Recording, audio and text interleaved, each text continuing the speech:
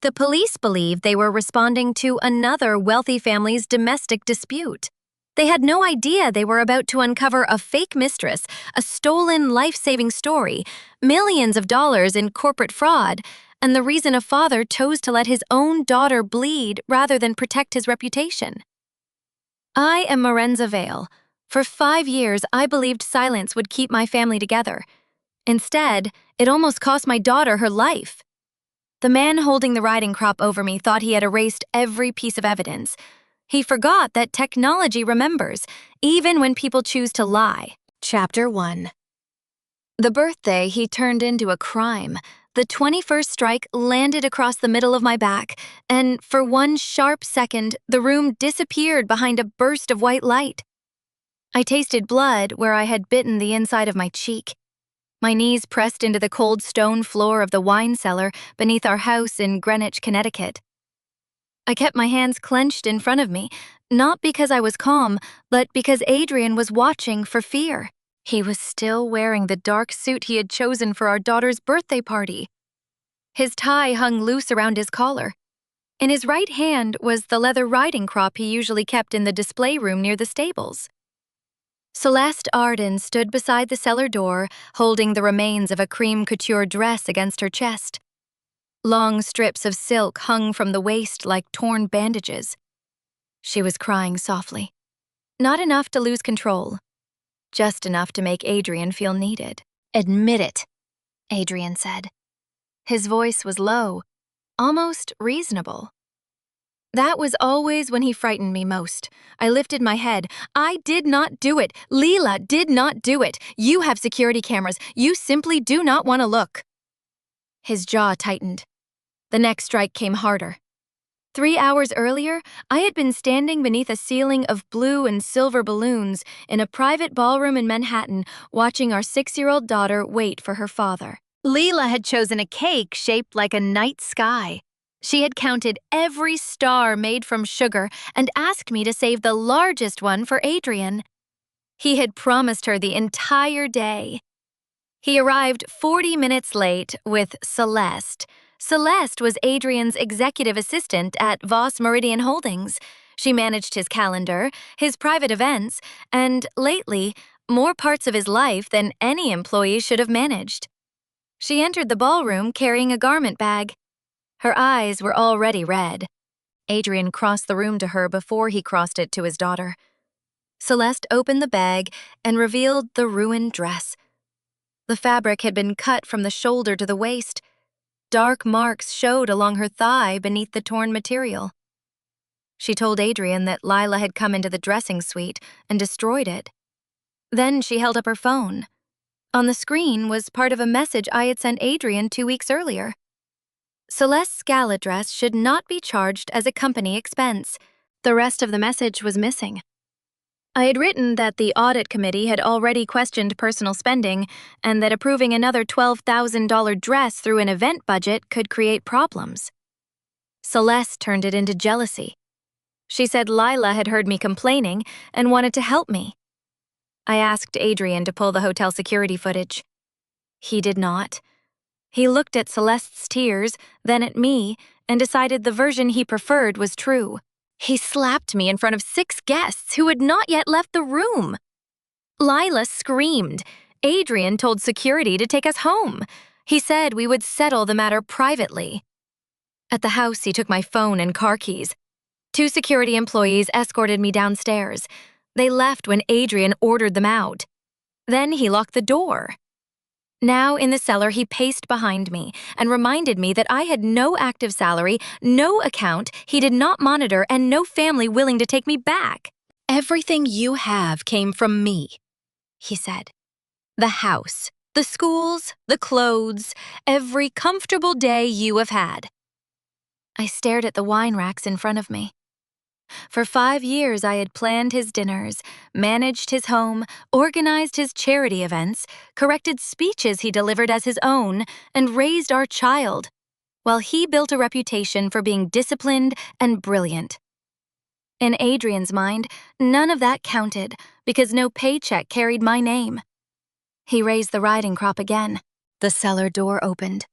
Lila ran inside before Margaret could catch her. Her blue birthday dress was wrinkled, and one shoe was missing.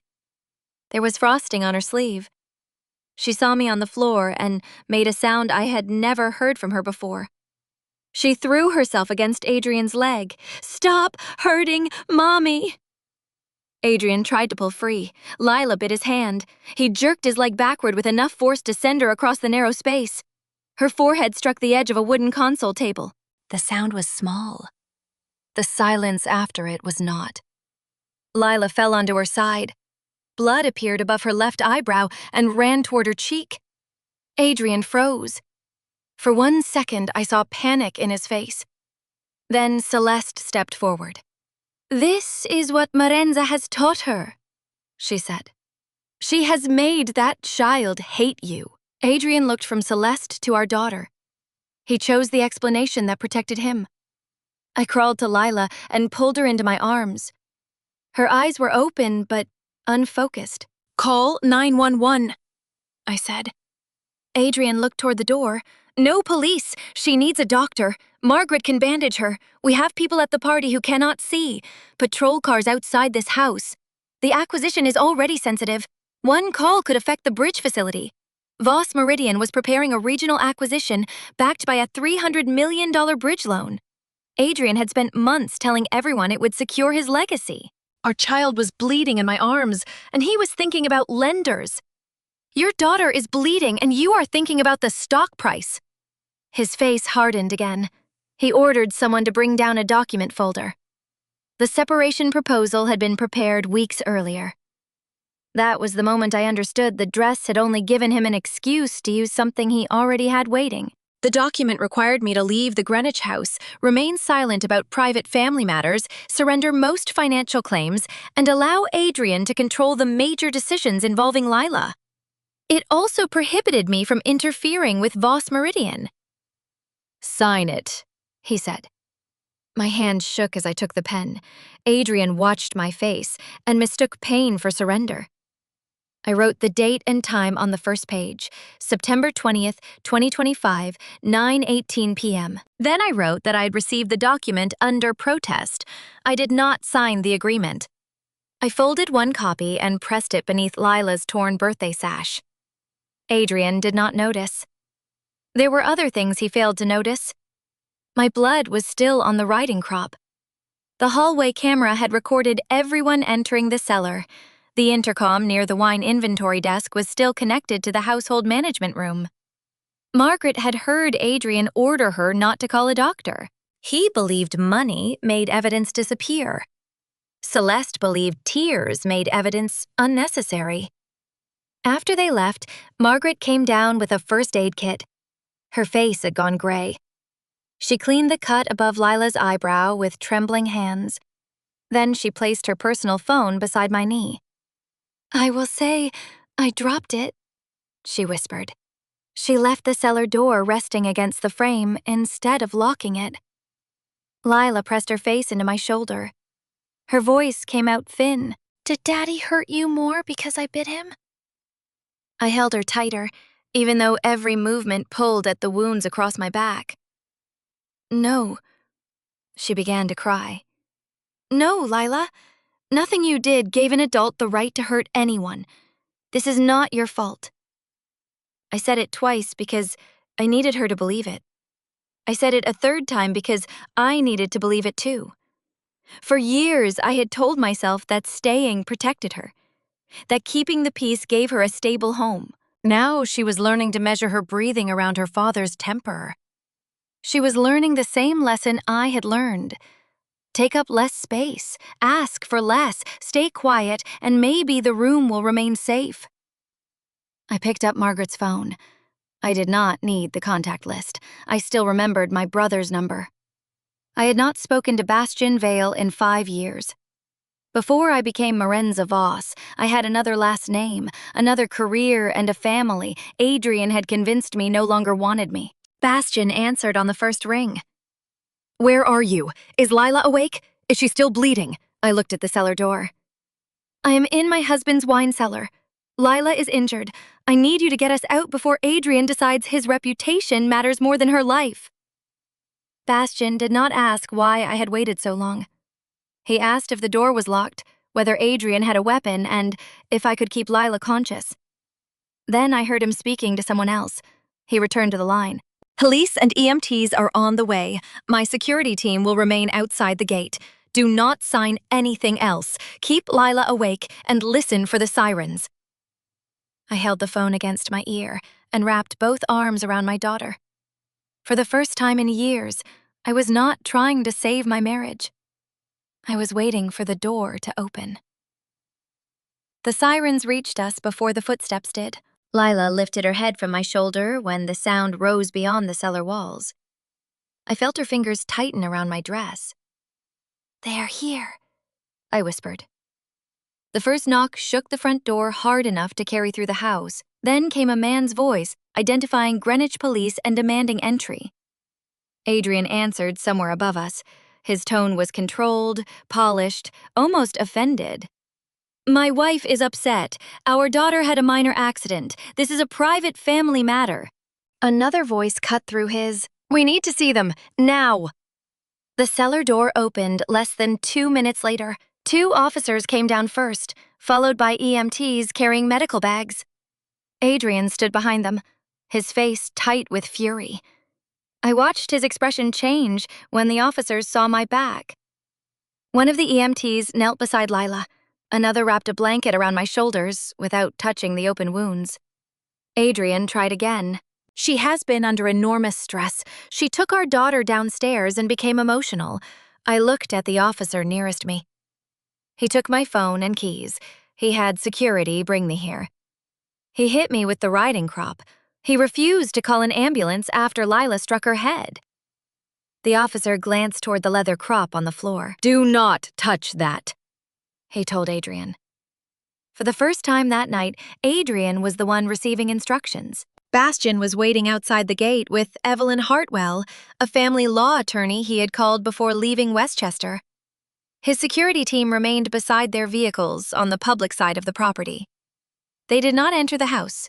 They did not threaten anyone. They let the police do their jobs. As the EMTs moved Lila and me toward the ambulance, Margaret stepped out of the side hallway. She looked older than she had a few hours earlier. She pressed a sealed envelope into Evelyn's hand. "I copied what I could," she said quietly. "The cellar access log, the time Miss Arden entered the wardrobe room, the request to disable the camera. There was also a note about the intercom." Evelyn asked if Margaret was willing to make a statement. Margaret looked toward the house. "Not yet." Then she looked at Lila. "I know I stayed silent too long, but tonight I heard a child begging an adult to stop." The ambulance doors closed before I could answer her. We were taken to a licensed private medical center near White Plains, close to the Vale estate, where Bastian intended to take us afterward. Dr. Lena Ortiz examined Lila first.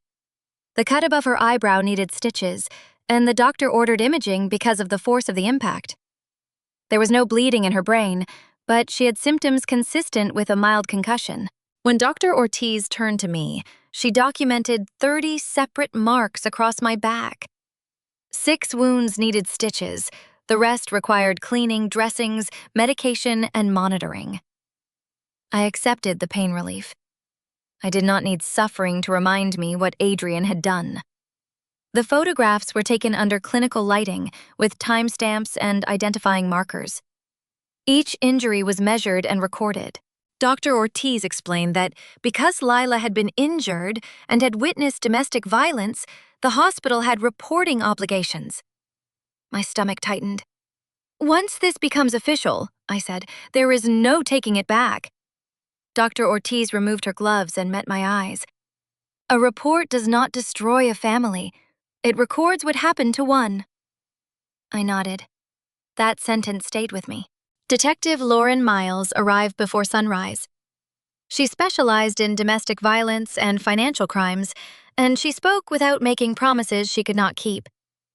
I gave her the separation proposal Adrian had tried to force me to sign.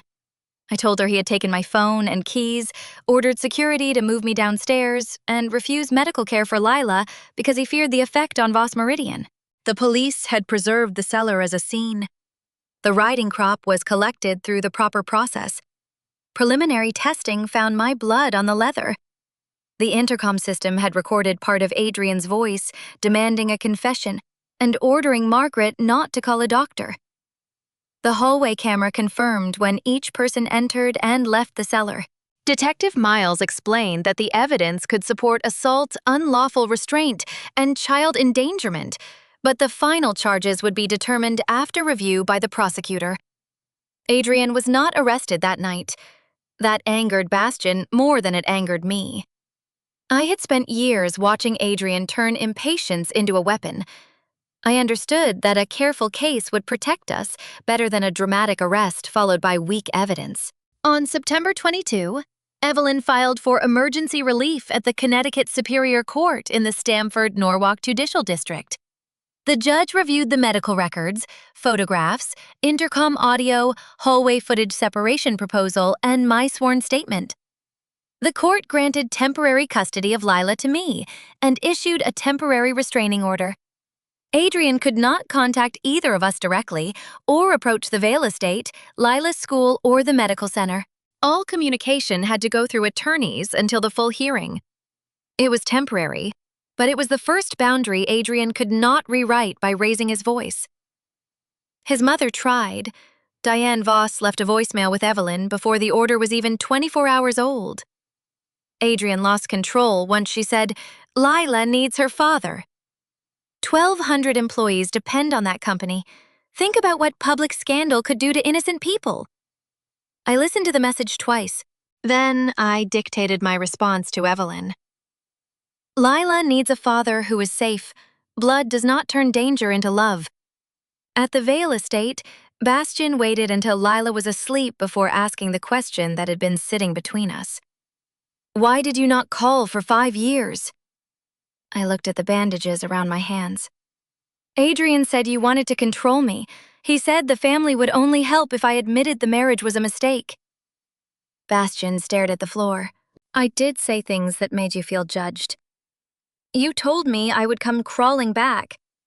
I was angry. So was I."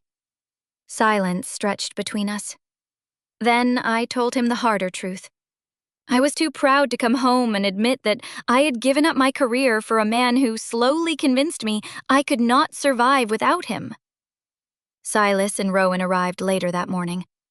Before marrying Adrian, I had been a managing director in Manhattan, specializing in distressed debt and corporate restructuring. In 2019, I had helped Adrian review a financial model when Voss Meridian was close to violating a lending covenant. At the time, I thought helping him was part of building a life together. I left work in June 2020, while pregnant with Lila. The plan had been 18 months.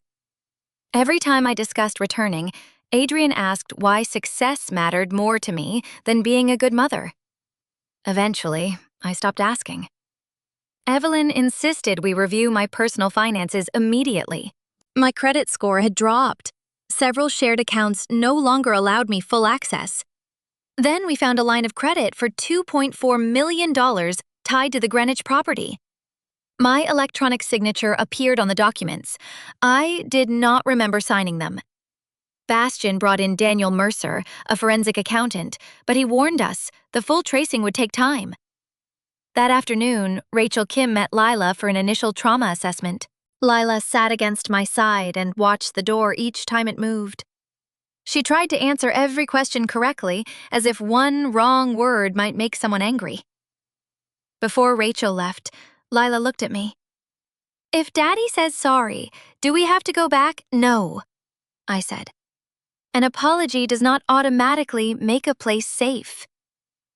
That evening, Adrian's public relations team released a statement claiming I had removed Lila while under emotional strain and that the family was resolving a private disagreement. Old friends sent messages urging me not to damage the company.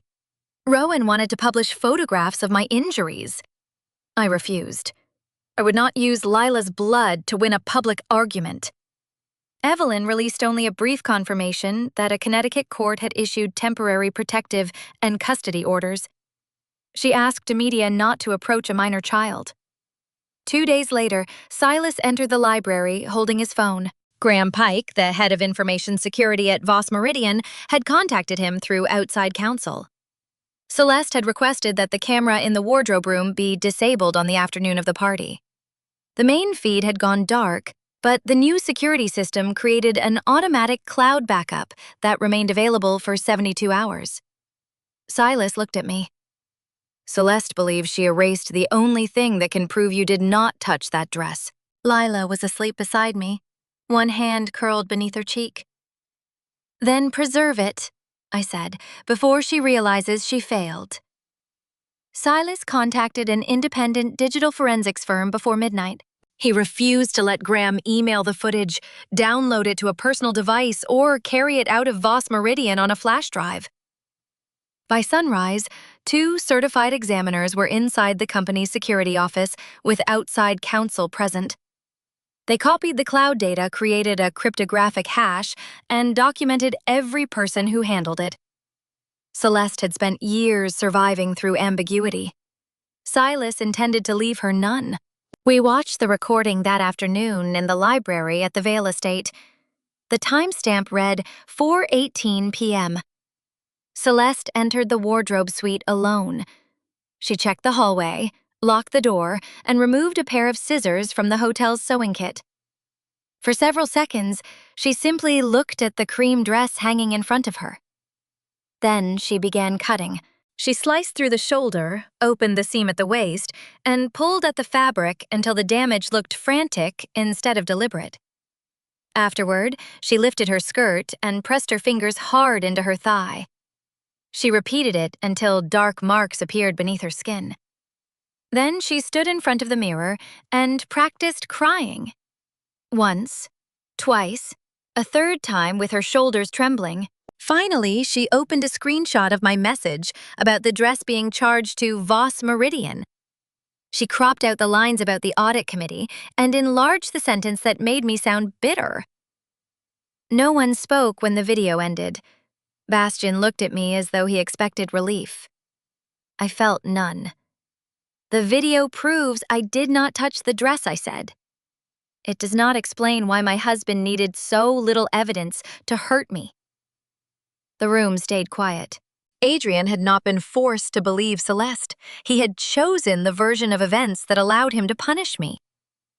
The following morning, Detective Lauren Miles met Margaret at a small conference room inside a law office in Stamford. Margaret asked that I be present. She kept both hands folded around a paper cup while Lauren activated the recorder. I heard the strikes through the intercom, Margaret said. I heard Mrs. Voss ask for a doctor. Mr. Voss ordered me not to call anyone. Lauren asked why Margaret had not contacted police herself. Margaret's eyes dropped. My husband has advanced kidney disease. Our insurance came through my employment. I was afraid that if I lost my job, I would lose the treatment keeping him alive. She confirmed that Celeste frequently entered private areas of the house and had asked staff to erase access records more than once.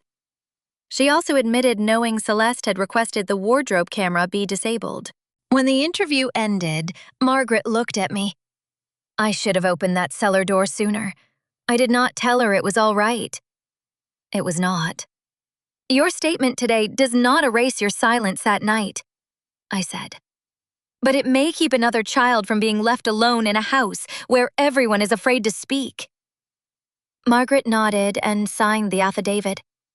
Rachel's next session with Lila revealed that Celeste's plan had started before the dress was ever cut. Lila sat on the rug between us, arranging wooden animals into a circle. Miss Celeste asked if Mommy hated her, she said. Rachel kept her voice gentle. What did you tell her I said Mommy did not like when she bought things with Daddy's work money? Lila moved a wooden fox away from the others. She asked if Mommy said the dress took money from me. Then she asked if Daddy would be mad at Mommy if the dress got broken. My stomach tightened. Celeste had not only used my daughter as part of the lie, she had tested the story on her first. Lila then mentioned that Celeste had asked what time Rachel's appointments ended and who usually picked her up. Rachel looked at me across the room. That afternoon, security noticed the same rented SUV parked near the therapy center for the second time that week. The driver left before anyone could identify them, but traffic camera footage showed Celeste using the vehicle 2 days earlier. I called Detective Miles. I did not ask Bastian to send someone after her. Lauren notified Lila's school and the therapy center. Both tightened their pickup procedures and removed everyone except me, Bastian, and a court-approved caregiver from the authorization list. While Lauren followed Celeste's movements, Daniel Mercer followed the money. He arrived at the estate carrying a folder thick enough to bend under its own weight. The electronic signature on the $2.4 million line of credit came from an administrative account controlled by Adrian, he said. Could someone else have used it? Technically, yes, but the authentication code was sent to his office phone, and the approval occurred while he was logged into the system. Part of the money funded renovations at the Greenwich House. Another portion had been used as security for obligations connected to the pending Voss Meridian acquisition. My name had been used to support a deal I had never approved. I froze my credit, changed every password requested, 5 years of tax records, and opened accounts Adrian could not access. Each action was ordinary.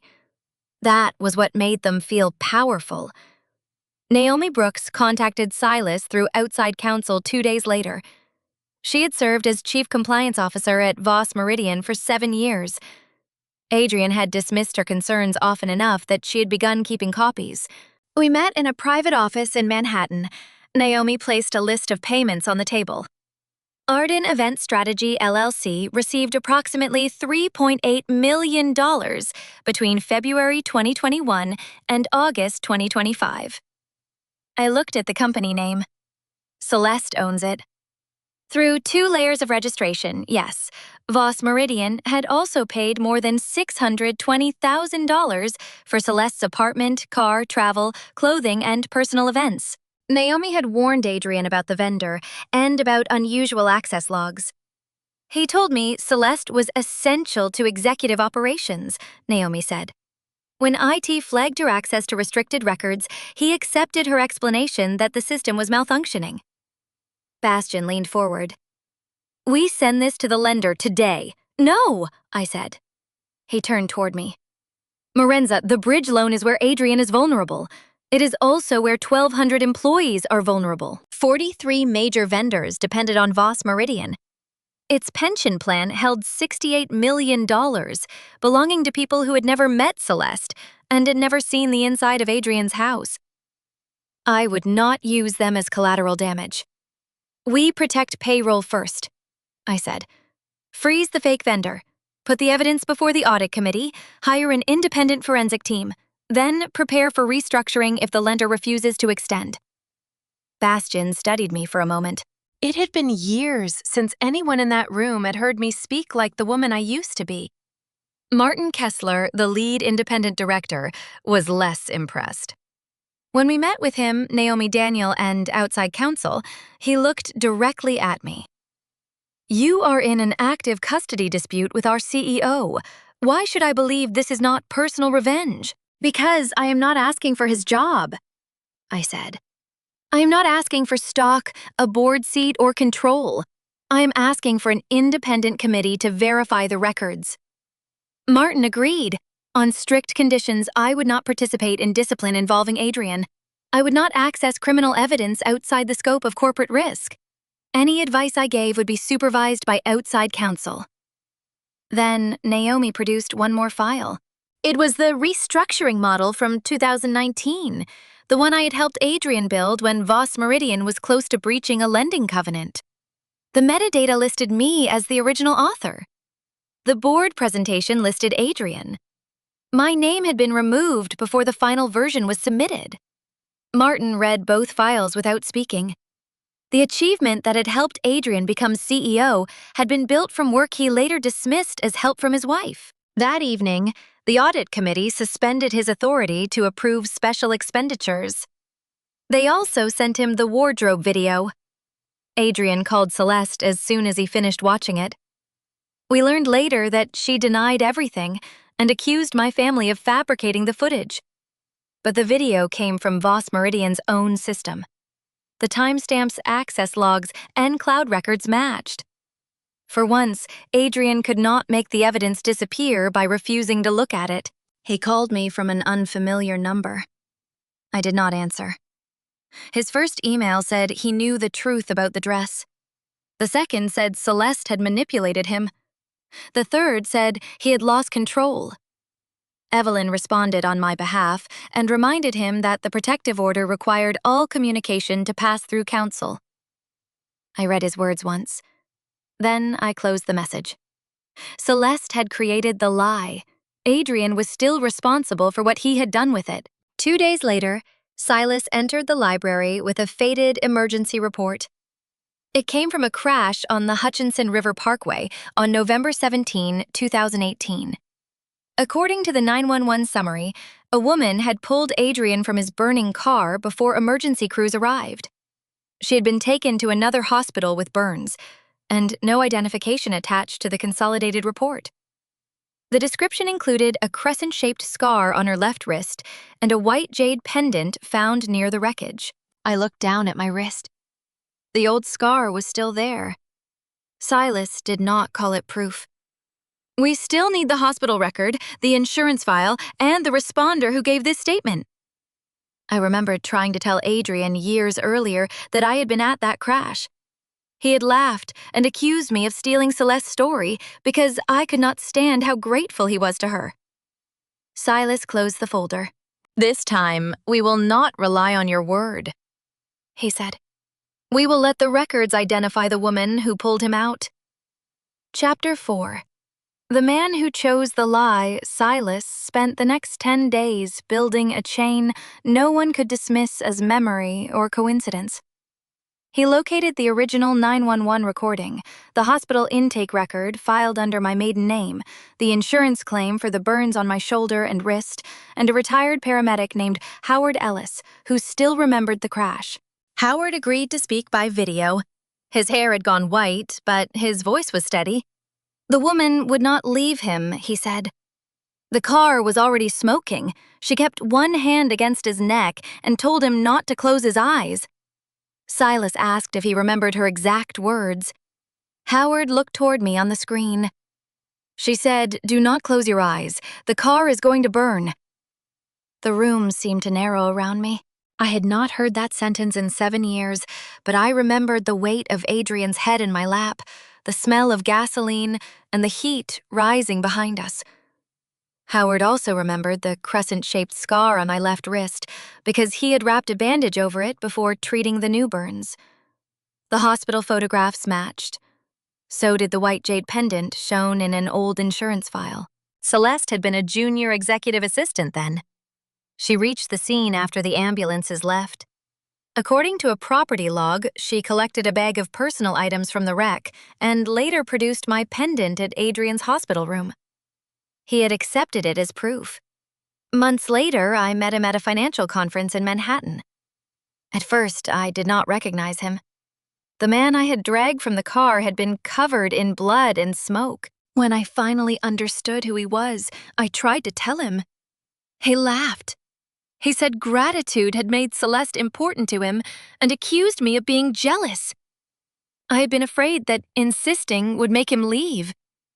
That silence became one of the first pieces of myself I surrendered to keep him. While Silas completed the crash file, Voss Meridian's board called an emergency meeting. The audit committee presented the false vendor payments, the $620,000 in personal expenses, the unauthorized line of credit, and the covenant risks tied to the acquisition. They also presented the protective order and the evidence from the seller. Adrian tried to distance himself from every document. Celeste handled those accounts, he said. I approved them because I trusted her. Martin Kessler did not raise his voice. Fiduciary duty does not disappear because a chief executive prefers not to read what he signs. By the end of the meeting, Adrian had been suspended as CEO. The board hired an independent interim executive. Naomi Brooks became interim chief restructuring officer and took control of the internal recovery plan. The special committee also asked me to advise on a limited basis. My contract prohibited stock-based compensation. I could not participate in disciplinary decisions involving Adrian, and outside counsel reviewed every document I received. My work was restricted to payroll, pension protection lender negotiations, and vendor stabilization. I was not there to take Adrian's chair. I was there to keep 1,200 people from losing their jobs because he had confused loyalty with obedience. Celeste understood the walls were closing. Her vendor account was frozen. Her corporate cards stopped working. Her access to Voss Meridian's systems was revoked. She began collecting cash passports and storage devices containing emails and recordings she had kept as insurance against Adrian. Through an attorney, she contacted Assistant District Attorney Marcus Reed and offered evidence in exchange for leniency. Marcus promised nothing. Before she completed the agreement, Celeste made one final plan. She had already accessed Lila's school schedule and therapy appointments. She created a false authorization letter naming herself as an approved emergency pickup contact. Investigators later found forged passports for her and Lila, cash sedatives, and airline tickets in her vehicle. But before that happened, Adrian received the crash file. The meeting took place in a conference room with Evelyn Silas, Adrian's attorney, and a court-approved observer present. I sat across from him while Silas placed the records on the table. Adrian studied the hospital photographs first. My shoulder had been wrapped in burn dressings. My left wrist was swollen beneath the bandage. The date matched the crash. Then he read Howard Ellis's statement. Finally, Silas placed a photograph of the jade pendant beside an older picture of me wearing it. Adrian stared at both images. His face did not collapse dramatically. It simply emptied. "I remember the voice," he said. No one answered. He looked at me. "Why did you not tell me again? I did tell you. I mean, after that, you decided my truth mattered less than a story that made you feel special." He lowered his eyes. For the first time since I had known him, Adrian had no argument ready. He requested a private meeting. Evelyn refused. I agreed to speak only with counsel and the observer present. Adrian sat across from me with his hands folded. "I believed the wrong person," he said. "That is not enough." He looked confused. "You keep describing this as a mistake in judgment. Say what you did." His mouth tightened. "I did not review the security footage, and then I struck you. You beat me." He closed his eyes. "I beat you. And Lila. I did not mean for her to fall." "You refused to call an ambulance after she did." He swallowed. "Yes." I made him continue. He admitted preparing the separation proposal, using my electronic signature, threatening my custody rights, and presenting my 2019 restructuring work as his own. Each sentence sounded harder for him than the one before. That was not repentance yet. It was only accuracy. Diane Voss asked to see me afterward. She sat in another conference room, holding her handbag with both hands. Whatever Adrian did, Lila should not lose her father forever. That is not your decision. She loves him. She is afraid of him. Diane looked away. "I was trying to protect the company. You were protecting the family name." Her silence confirmed it. "The court, her therapist, and her safety will determine contact," I said. "Not guilt, not reputation." On November 14th, the school called Evelyn. Celeste had arrived with the forged authorization. The office staff checked the approved pickup list and asked her to wait while they verified it. She ran.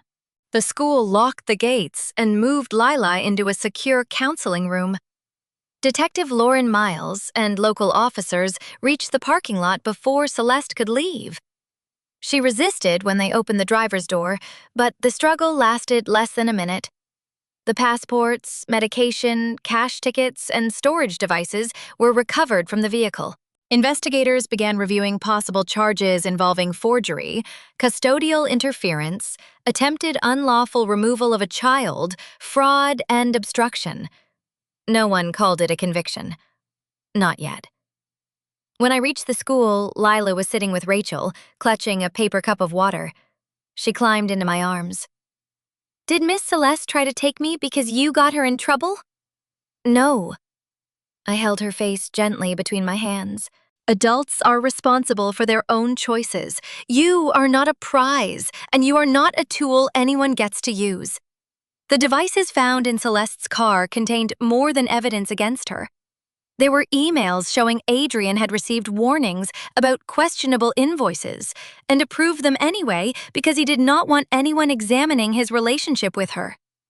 The messages did not prove he knew every detail. They proved he had chosen not to know. Later, Adrian said he never imagined Celeste would go that far.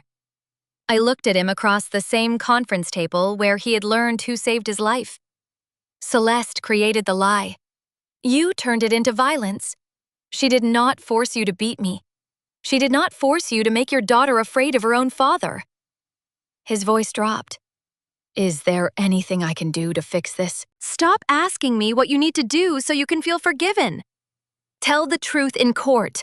Complete whatever program they order, and do not use Lila to prove you are still a good man." He had no answer. I left the room. Lila was waiting in the hallway with Rachel. She reached for my hand. "Can we go home now?" "Yes," I said. This time, I meant a home where neither of us needed permission to feel safe. Chapter 5. The life I stopped asking permission to live. The months that followed did not move like revenge. They moved like appointments, court dates, physical therapy, school meetings, and nights when Lila woke from dreams she could not explain. Celeste was arraigned and held while investigators reviewed the forged authorization passports, sedatives, financial records, and storage devices found in her vehicle. Voss Meridian canceled the acquisition that had depended on the $300 million bridge facility. The company negotiated new terms with its lenders and protected payroll while the forensic review continued. Adrian remained suspended. I spent 2 mornings each week in physical therapy, learning how to move without pulling against the scar tissue across my back. On other days, I met with a trauma therapist who never asked why I had stayed. As if staying had been the crime. Lila continued seeing Rachel. For weeks, she refused to sleep unless the hallway light remained on. A door closing too quickly could make her freeze. She became careful about everything from how loudly she spoke to where she placed her shoes. Adrian's criminal case did not disappear because Celeste had lied. The medical records, the blood on the riding crop, the intercom audio, the hallway footage, Margaret's statement, the separation proposal, and Adrian's own messages all told the same story. He eventually accepted a plea agreement involving assault and child endangerment. He was ordered to complete a batterer intervention program, undergo a parenting evaluation, and comply with the protective order. He could not contact me directly. For the first 90 days, he had no contact with Lila. After that, the court allowed supervised visits for up to 2 hours every other week, but only if Rachel believed Lila was ready and Lila agreed to attend. Adrian had spent years treating access to us as something he owned. The court treated it as something he had to earn. One evening, Lila sat beside me on the floor while we sorted through books for her new bedroom. She held up the story Adrian used to read when she was younger. "I miss when Daddy did the bear voice." Her eyes filled with confusion. "Is it bad that I miss him? When he scared me, I put the book down. You can remember the good things and still need protection from the bad things. Does that mean I have to forgive him?" "No, it means your feelings are yours. You do not have to choose only one." She placed the book in a box marked Keep. I did not move it. Our divorce settlement was finalized in July 2026. I received primary custody of Lila. Every future visit with Adrian remained subject to the court order and Rachel's recommendations. The $2.4 million line of credit bearing my unauthorized signature became Adrian's responsibility under the settlement. The Greenwich house was sold to resolve part of the debt and other financial obligations. Leela's education fund was placed beyond Adrian's personal control. He lost access to my accounts, tax records, passwords, and financial identity. I did not ask for every asset he had. I did not need to leave him with nothing to prove he had taken too much from me.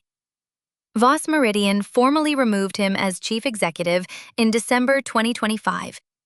The company demanded repayment for personal expenses and transactions connected to Celeste.